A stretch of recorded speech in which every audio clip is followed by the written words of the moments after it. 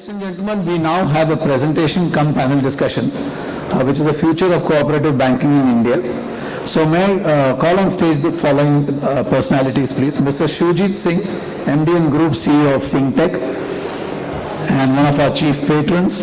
Thank you very much, Mr. Singh, for being here. May I have his fellow panelists on stage, Mr. Ravi Kiran Mankikar, founder and CEO RKM Consultants and our conference advisory committee member. Thank you, Ravi Kiran sir, for your repeat support this year also for the conference. Thank you so much, sir. Mr. Arvind Tavare, Director Technology, the Cosmos Bank, the Cosmos Cooperative Bank. Thank you, Tavare ji. Mr. Daljit Dogra, CEO, the Zoroastrian Cooperative Bank. And Mr. Deval Mazmudar, former CISO IndusInd Bank and now currently Cybersecurity Advisor, TJSB Bank. I am expecting one more gentleman, Mr. Dinesh Kumar, GMIT from the Andhra Pradesh State Cooperative Bank. As and when the gentleman comes, I'll usher him on stage. He is already here. Welcome, sir. All in all, looks like a very powerful panel to us. Thank you, Deval sir, again for the wonderful support this year also. What we will do is, we will have Mr. Singh's request. What we can do is let the panel start, and towards the end of the panel, Mr. Singh would like to, take stock of the entire panel discussion and then offer his presentation. So that works for us as well. So, Ravi sir, all yours. A very interesting topic has been given to us panelists. The future of cooperative banking, where we have to balance tradition, transformation and trust. Very three key parts of any banking. Now if we look at the overall cooperative sector, we just constitute about 3 to 4% of the entire banking industry. And as per numbers go, we are about 1440 banks as compared to not even 10% of the other sectors. So here we play a big role as far as outreach is concerned, as far as reaching out to customers is concerned, and more important, some of our banks are quite old, having crossed century. Some of us are quite nascent, recently come in. And here we need to balance with the technology, with the customer expectations, and balance between the competition. Shakespeare has once said, a rose is a rose is a rose, call it by any name. And this, if we translate it to our banking sector, we have the public sector banks, we have the private sector banks, and we have the cooperative banks. And we are brought on par by technology. So this, I mean, when technology is spoken of, they call it a driver, etc., etc. I call it a leveler. Because with good technology and with good means of using technology, we can really achieve what even a large public sector bank or a large private sector bank can achieve. Today we are fortunate to have a mix of dignitaries who come from various facets. We have a board member, we have a state apex cooperative bank, we have a CISO, we have a CEO of a bank, and so we'll have a diverse views from each one of them to understand how they look at it, or how the UCBs should go about addressing these challenges which come about in competing with the peer level banks. So we'll start off with Mr. Tavare, who is the director in Cosmos Bank. As a board, how would you address the need for governance, for the need to understand that whatever is required for competing with the other banks is put in place with appropriate governance models? Good afternoon, everybody. I would answer it in two stages. One is you have to have the right mindset when you are operating a cooperative bank. What I mean by that is primarily it should be transparent, it should be technology driven, and it should not have any vested interest built into at the very top of the chain. It should not have any political influence, it should not have any dynastic control, it should not have any resistance to technology or regulations. It should be a bank which is open to consolidation if need be, or it should be open to merge other weaker sectors of the cooperative banking field if need be. And then only you can bring in a governance which is transparent, which is robust, and which can scale up to the level where private banks or nationalized banks are operating in the digital space. Without any digital competency, survival of any cooperative bank is not possible today. So if that ability is not there in a bank, whatever size it may be, it should think otherwise. And for that, the board should be very transparent, it should be technology driven, there should not be any vested interest, there should not be any control other than banking, and with that, they should have the right technology in place. When I say, now the second stage of the answer, when we say right technology, you should be in par with the payment gateway channels that the private and the nationalized banks are offering. You have to have your UPI channels open, you have to have your IMPS, BBPS and net banking open and secure. Not just having it for namesake, but having it secure. Now, if a cooperative bank is smaller in size, there is hope for them as well. There are vendors like NPST who would offer bank in a box, giving smaller banks UPI IDs which are branded in their name, and they can obviously make use of that. In the lending space, you have NUC FDC who has Sahkar Digi loans, which can enable a digital journey for these smaller banks, but they have to have this technology openness, willingness to adopt to this, which don't come at a very high cost, but they have to adopt to this, provide a secure solution, and only then can they be in par, or they can have this ability to sustain in today's market, as well as they cannot lose the neighborhood advantage that they have. Cooperative banks have always had this grassroots connect, and with that connect they have survived this long. So they are the ones who are fortunate to have presence in rural, semi-urban pockets as well. So having robust training programs in rural areas, having UPI camps, having connects with the smaller Kirana stores with QR code, then having bank correspondents who are shopkeepers, youth, connecting them to the rural population is the only way I feel that a cooperative bank can be in par or compete or have survivability in today's times. So it starts with the board and it goes down all the way to technology, adaptability, and without losing the DNA of the cooperative sector. And that DNA is basically having a connect with your customer, with the grassroots level, helping the grassroots level become cashless economy, helping MSMEs at a very bottom level become the backbone of these MSMEs through micro loans, through farmer agricultural products, lending to them.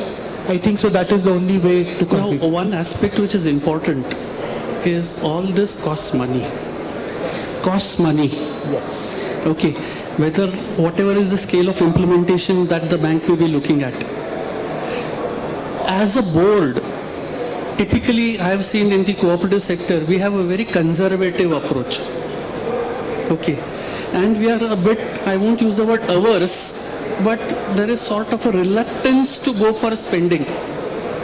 So how would you advise the other board members to look at investing in technology, if we have to really transform. See, on one hand, there is need. On another hand, there are budgetary constraints. So how would you balance between the two? See, there are really no much options other than investing in technology. You either invest in technology or you get out of business. Those are the only two options left. So if you say investing, you can cut your cost by using shared platforms that are available by NPCI given through NPST, or then there is NUC FDC which is coming up with lending platforms that can be a shared platform. Then there is a NABARD community cloud. All these things make it cheaper, but you have to invest in technology. You have to invest in the security of this technology. There is no other ways of doing business. Now, sir, you are an expert in DPDP and you would know DPDP Act is coming up. You will have to invest in that technology as well. You will have to follow that roadmap as well. So these are certain things where really there are no other options but to adopt and to evolve. Daljit ji, you being the CEO of a bank, okay, Tavare sir said a lot of things about governance, but when it really comes to implementation, and more so with today the focus of RBI coming in terms of compliances, they are very rigid about compliances, and risk-based approach, which is different from the traditional approach which cooperative banks had. So when we speak of this trust factor, how would you address, or you in the sense that UCB should address this, that going forward, maintaining trust, adhering to compliances and having a risk-based approach? What would be your views on this? Thank you. I think the shift to proactive measures, which in other words means that we should have risk-based approach, is important. Rather than reacting after the event, if we can be proactive, because being in this business for a long time, we should know the pitfalls. We should know what are the challenges, what are the gaps which may emerge later on, and what are the signals. What happens, suppose, when some account is misused, what we call that mule account. What happens when some account fails, when we give loan. So there is a pattern in that. If I take an account that there will be multiple credits, immediately they are taken out, the address is not very, I would say, properly verified, simple thing.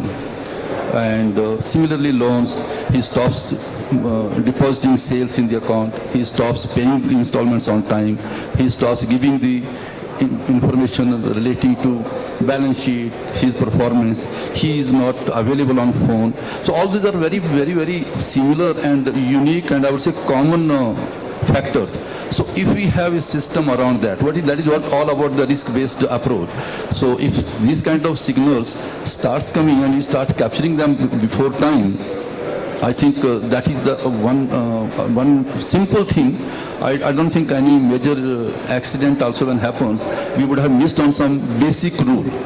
And the technology or the AI, what we call popular word these days, all those things we can be using. So I have a point on the technology that we have to invest in technology. That is fine if we are able to.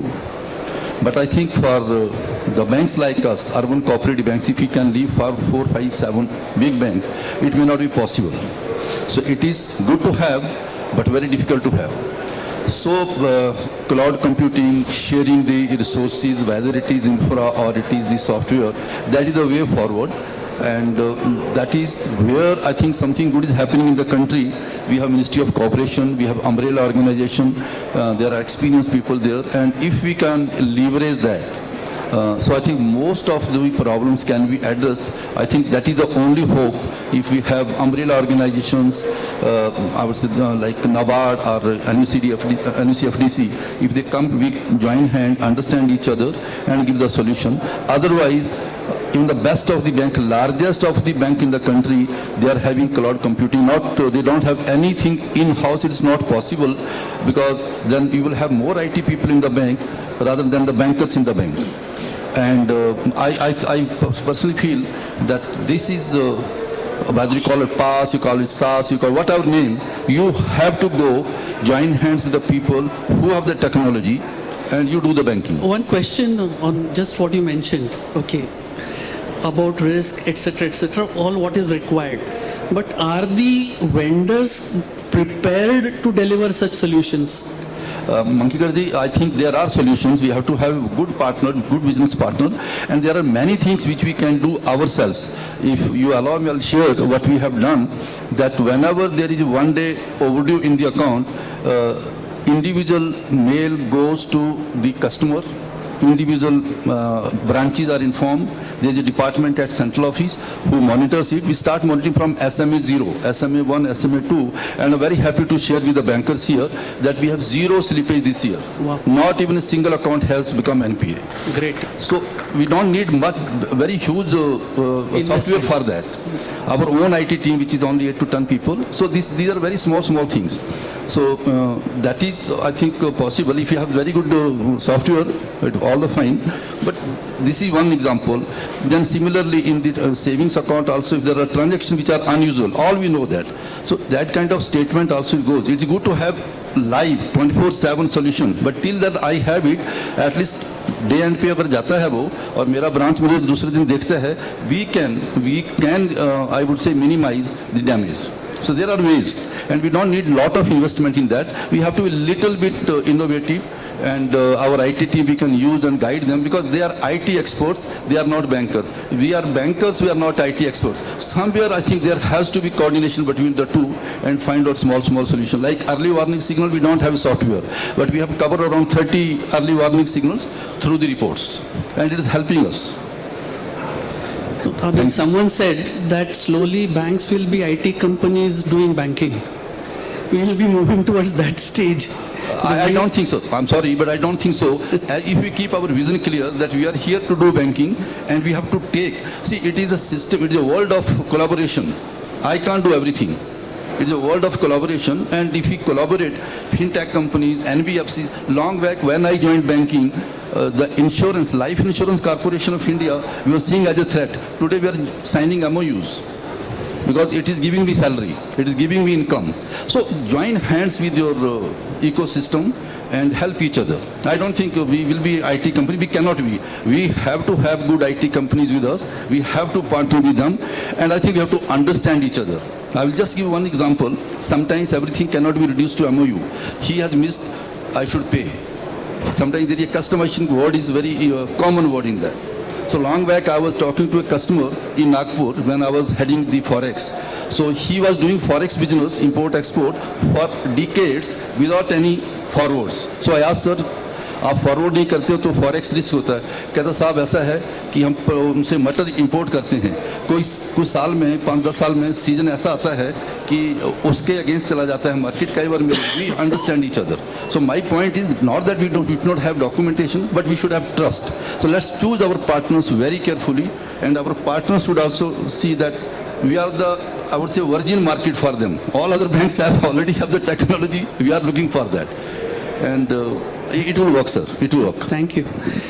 Deval ji, Tavare sir spoke of governance. Daljit sir spoke of risk. Now there is a new concept which is coming in, propagated by RBI, called IT GRC. Okay, where technology related GRC has also to be looked at. So from a governance of technology and trying to build this technology to face the governance and risk, how should the UCBs approach this? Because keeping all this safe and obtaining the trust of the stakeholders, this cannot be ignored. I mean, we look at operational GRC or we look at the financial GRC, but the technology GRC is equally important. So how would you suggest bank should approach this? Yeah, thanks, Ravi, for that question. I actually wanted to add something on the investment side, the points that were discussed earlier. Can I just add to that and then continue with this? So the question you asked was, how do you kind of, invest with limited budgets and all that? So I think, and I'm talking about security related investments.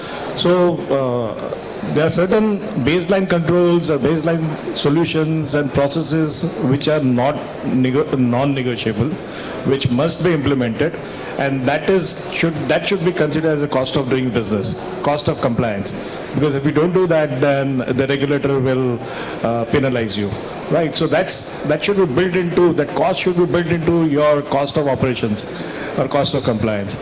The second is about very frequently asked questions, how do we justify ROI on security investments? So I would say ROI need not be always measured in terms of financial numbers.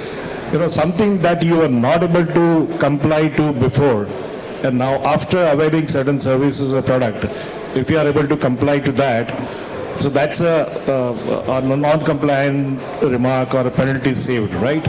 Again, not transferring to a financial number, but in terms of improved posture, improved compliance, improved control, or improved processes or efficiency, I think these are the metrics that the security team or the CISO should present to the senior management or the board after successfully implementing every project.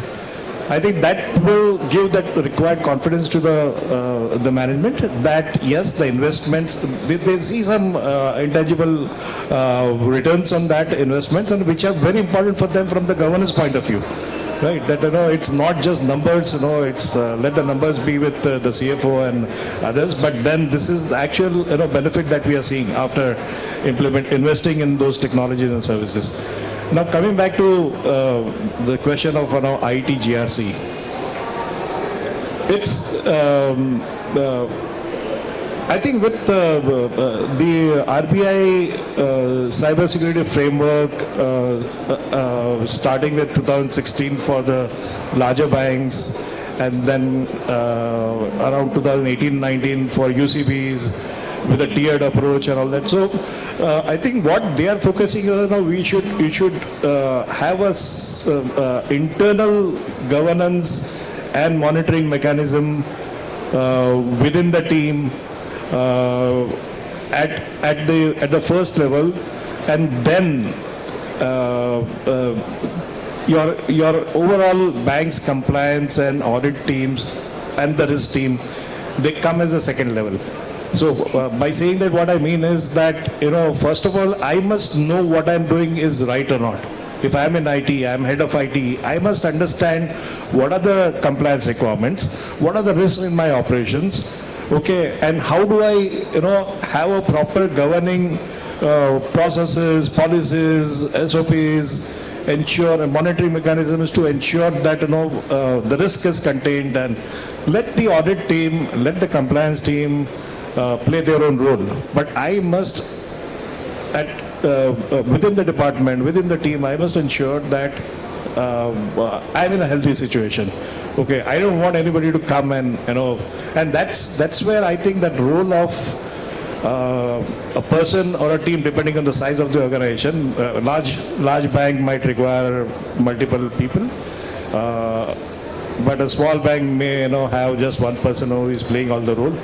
That person becomes a face of IT for all the audit and other reporting requirements, whether it's a regulatory reporting, it's an internal reporting, and that's where you kind of it's like a mirror. You step out of the house, before that look at the mirror. You don't want somebody else to tell you that okay, आपने ये नहीं किया है, आपके चेहरे पे कुछ लगा है. So that's a self-reflection that IT GRC team within IT provides. And that's, I think, that's the way people should be, the organizations, even the smaller UCBs should be. So have KPIs and KRAs defined, and then also evaluate against the performance, etc. against these. That is also important. Yeah, see, again, that depends on the maturity of the organization and like how much they want to do it, because it's always seen as overhead, right? That your primary job is something else. your security and the GRC, these are all like always believed to be an overhead.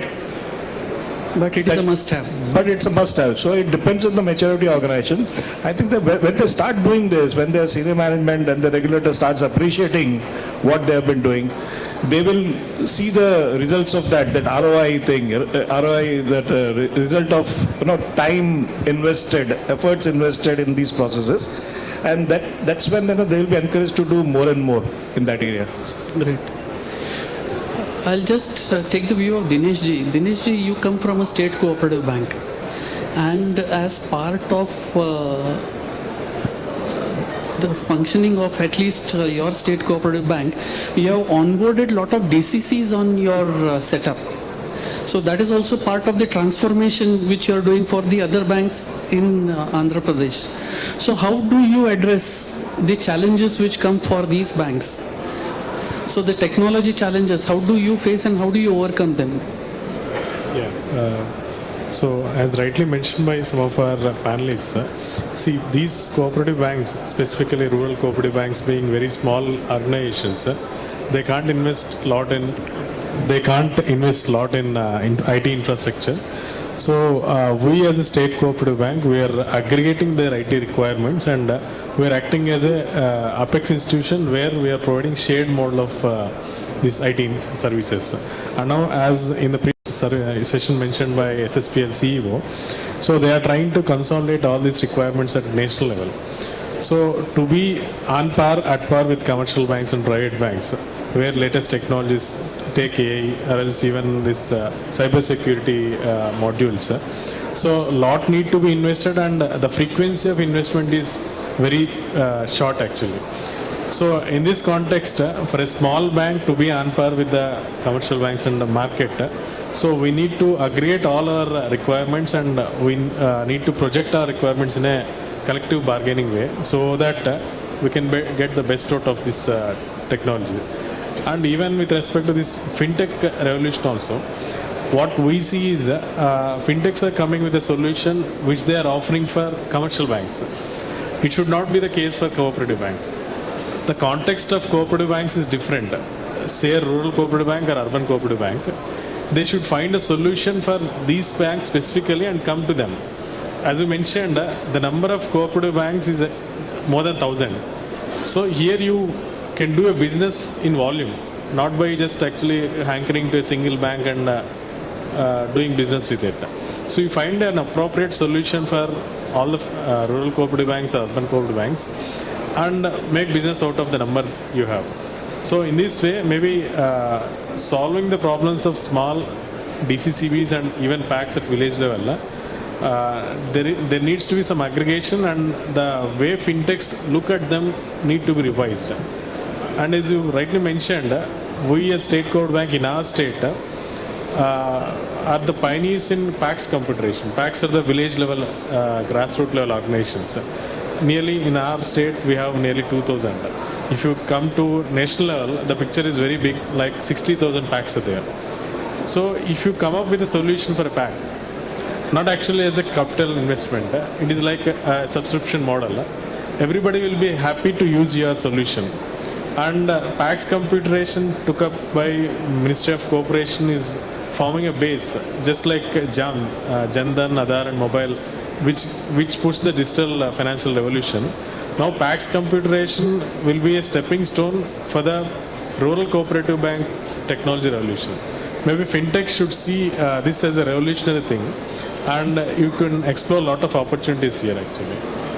Great. So it's really heartening to see that the UCBs are really penetrating down to the grassroots level, and this transformation is also happening. So now you mentioned something about the partners or the vendors. So Mr. Singh, you could share some light. As a partner, how would you support the UCBs into what all the other panelists have said? See, we like to strengthen our technology base. As Deval ji said, we would like to keep it secure.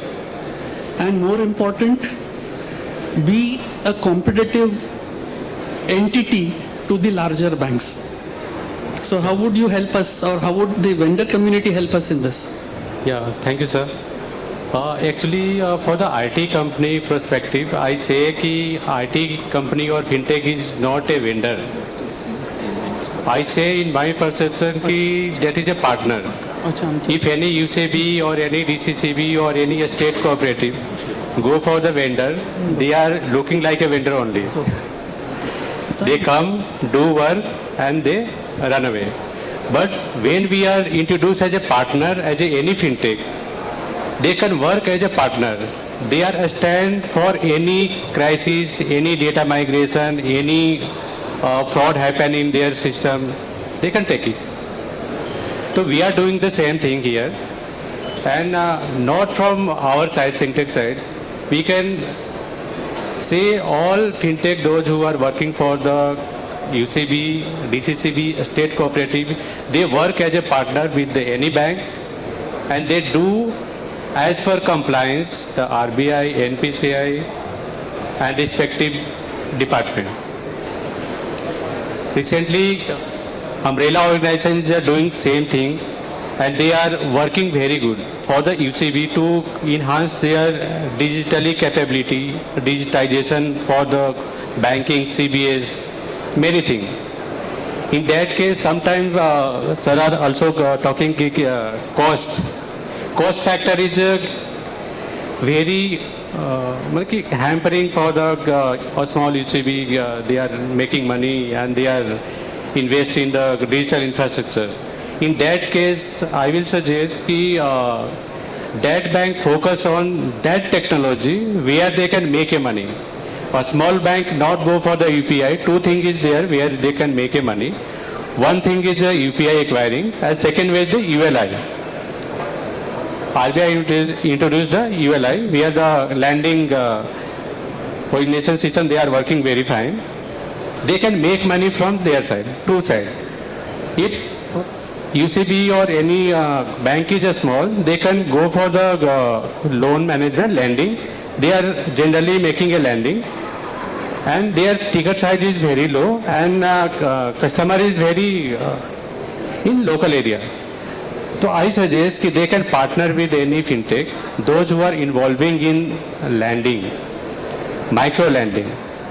And in that case, their reach is very broad, and they are making money from that system, and they can enhance based on that earning. They can implement or digitize their other system, CBS and anything else.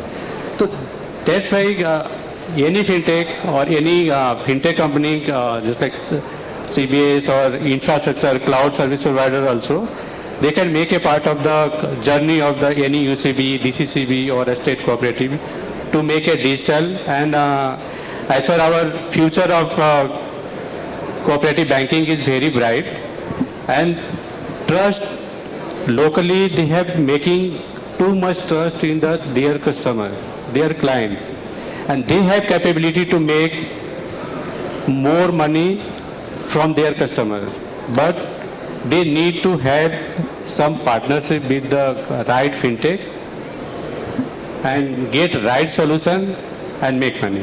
Thanks. Singh sir, I think you are giving a presentation after this. Yeah, small project. No problem. Yeah. So just before we conclude, I'm keeping a general question to all the panelists. Yeah, please. The new, what we say, bogey, I'll use that word, is the DPTP Act. Nobody knows anything about it, and everything has to be done within a given timeline.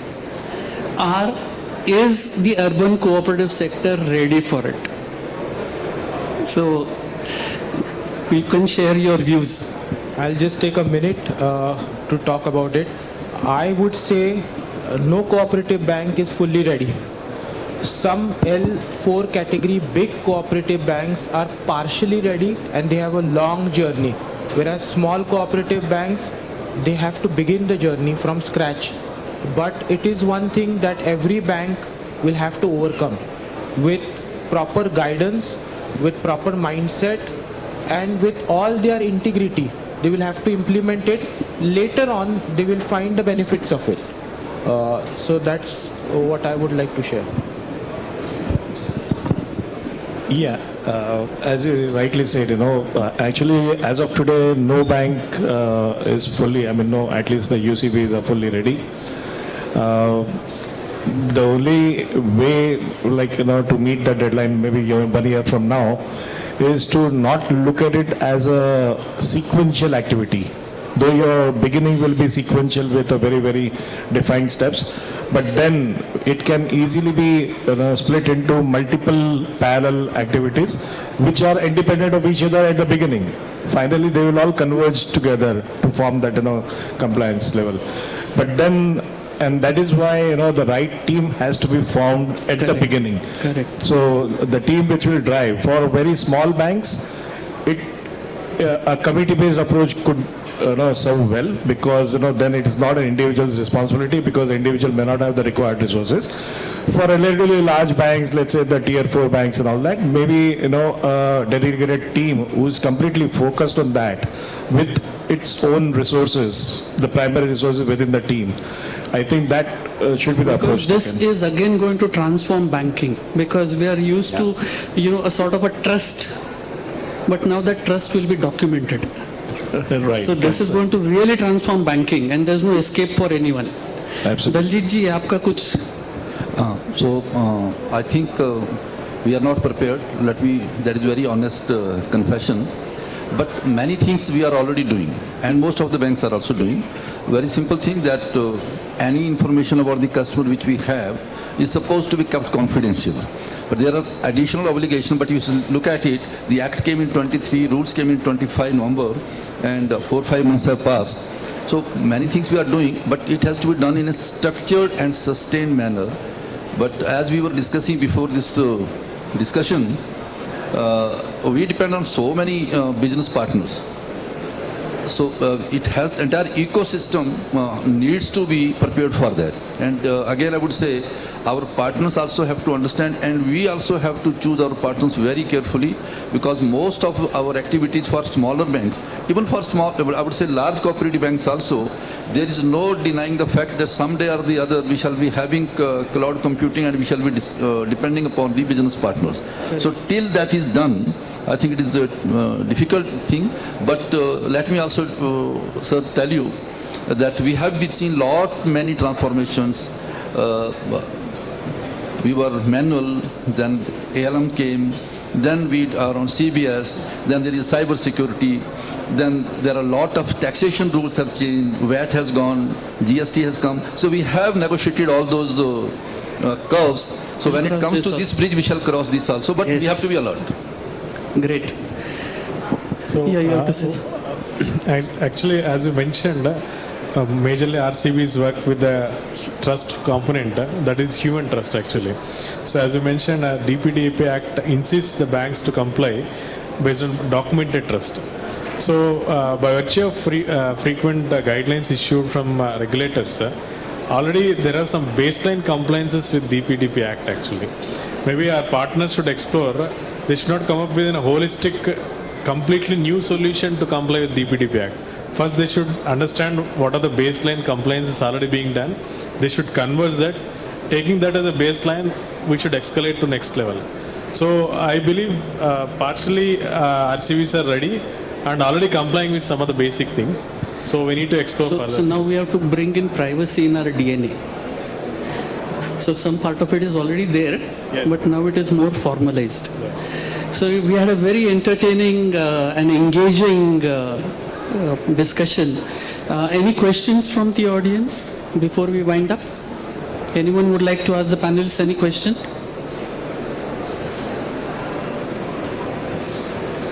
Yeah.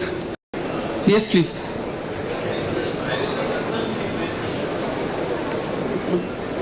Can we have the mic there, please?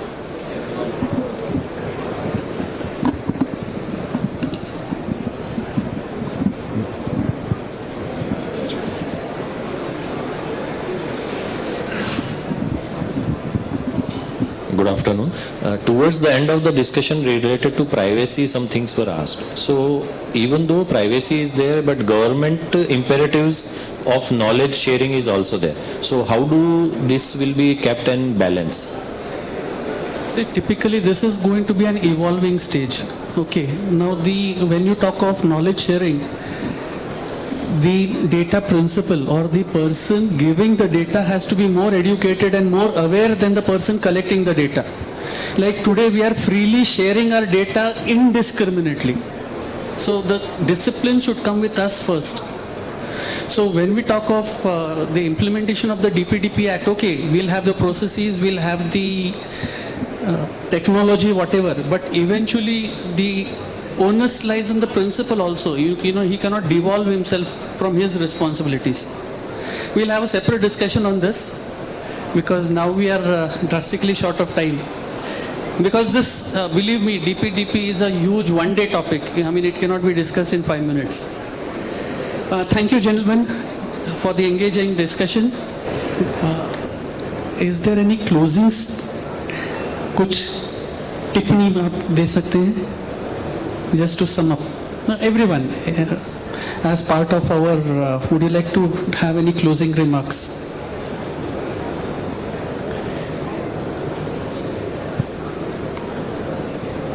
We still have 3 minutes. Yeah, Deval, we'll start with you. Okay, if I'm the first one again, thanks for that, because generally security comes at the end, right? When everything is done.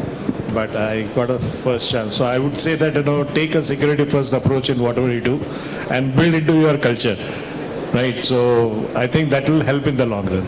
Fantastic. Daljit, sir. I only request our business partners, technology partners, please understand our requirements and also know our pockets and accordingly give some cost-effective solutions. And Mr. Prabhat is here, so if we can have some kind of economy of scale kind of solution, there is a need for us small banks to improve and strengthen, and probably country and customers also need us, because where we can reach, probably other players don't find that pocket to be attractive. So let's mutually coexist. Great. Tavare, sir. I would say cooperative banks are here to stay. They are not changing their DNA, but only thing that they need to understand is governance, governance, governance. And if governance delivered through technology, delivered through security, there will be a good, bright future in the entire ecosystem of the financial world. Dinesh ji, and then I'll come to you. As a rural cooperative bank, how we see this digital transformation is, see, there is speed and scale with NBFCs and this fintechs, but the context we operate is very different. So this digital transformation, we are expecting it to enable our decision making so that we better understand our customer in detail and we serve them better. Singh sir, expectations are very high from everyone. Yes, sir. So we look upon your community to deliver our expectations. Yeah, actually, sir, future of अगर cooperative की बात करते हैं, we are talking about the future of cooperative की क्या होगा, तो अभी जितने कोऑपरेटिव हैं फिजिकल तो प्रेजेंस है उनकी, और they have a making good presence है, good hold and trust in their area. अगर वो डिजिटल हो जाए तो अभी 2 बैंकें हैं जिनका नाम ले सकते हैं पब्लिकली, सारस्वत और कॉस्मोस, जो एक लैंडमार्क है, एक बेंचमार्क उन्होंने किया है बेस्ड ऑन द टेक्नोलॉजी. तो बाकी की बैंकें भी है, they can take a step and move forward to any fintech कि हमें कैसे ग्रो करना है digitally, and they after become a Saraswat और Cosmos. Thank you. Thank you very much. And thank you all the panelists. It was really wonderful moderating this session. Thanks. And thanks IBEX for arranging this session. Yes, sir, I have taken the liberty of infringing on your session's time, but I'm sorry, I could have given more time. Very interesting cooperative sector panel, but we have to keep in. We are running like a Shatabdi Express today. We started off slightly late in the morning, but what a wonderful panel with a wonderful technology presentation by Shujit. What an array of services. I encourage all the delegates to visit his stall in particular. And as chief patron of the event, I think they've done a wonderful job by displaying such wonderful products and services and wonderful content by all the panelists. May I ask distinguished career banker Tangsale sir to come on stage, please, and hand over mementos to all the panelists. Ex-chairman, Central Bank of India, jury member, ex-CE, Indian Banks Association, author, how many hats will you have wear, sir? आप complex देते हो सब banker को. By the way, this is the book authored by Tangsale sir, Beyond Banking Borders. It encapsulates decades of experience of this career banker with forewords by Mr. Vithal Das Leeladhar, former Deputy Governor, Reserve Bank, Mr. M.V. Nair, former CMD, Union Bank, Mr. K.R. Kamath, former CMD, Punjab National Bank. I would urge all the delegates to have one copy of the book on your shelf and read it, more importantly.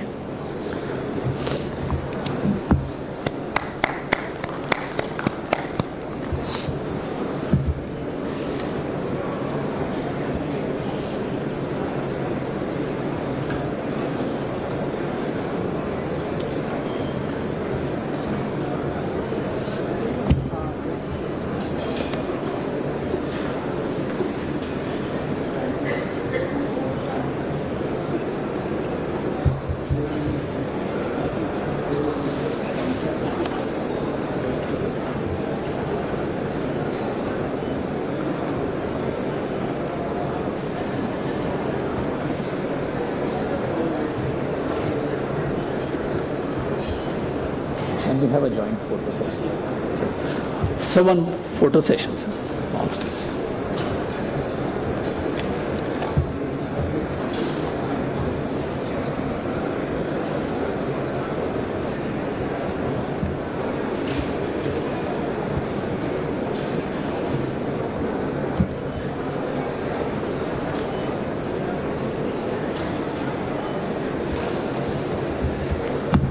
Thank you so much, dignitaries. Yes, sir. Yes. Yes. Well, as the IBA chief executive, I had a lot of opportunity to understand the cooperative sector and interact with them. And I have only one point to say, that there is no more benefit of exclusive being cooperative. You are a part of a competition and you will have to adopt all that what is necessary for the banking system. That's what I would like to say. Thank you.